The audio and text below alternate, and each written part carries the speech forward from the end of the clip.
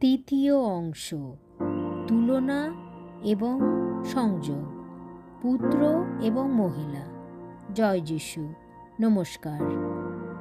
এখানে হয়তো ভাবাই যায় এই দুজনের মধ্যে কী মিল রয়েছে।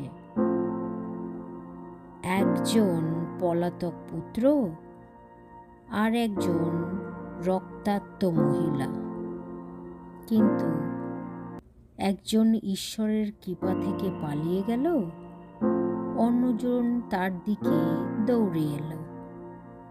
একজন বক্তব্যর মোহরা দিল, অন্যজন বিশ্বাসের সাথে পৌঁছে গেল।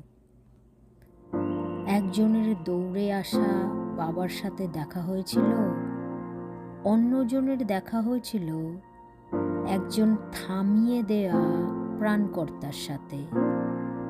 ভিন্ন ভিন্ন পদ্ধতি, কিন্তু কৃপা একই।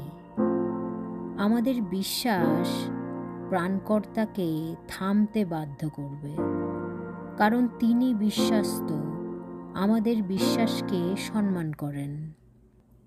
ফলাফল একই, তাদের দুজনেরই পুনরুত্থানের প্রাপ্তি হয়েছিল। কারণ তুমি বাড়ি ফিরছ অথবা কষ্ট করছ, তোমার অনুগ্রহ, ঈশ্বরের কৃপা সেখানেই তোমার সাথে দেখা করবে। একমাত্র শর্ত হলো তুমি তার দিকে এগিয়ে যাও।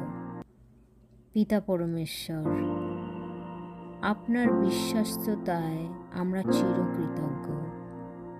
আমাদের বিশ্বাসের সম্মান রাখতে শেখান। শতকোটি আগাম ধন্যবাদ। জয় যিশুর জয় হোক। আমেন।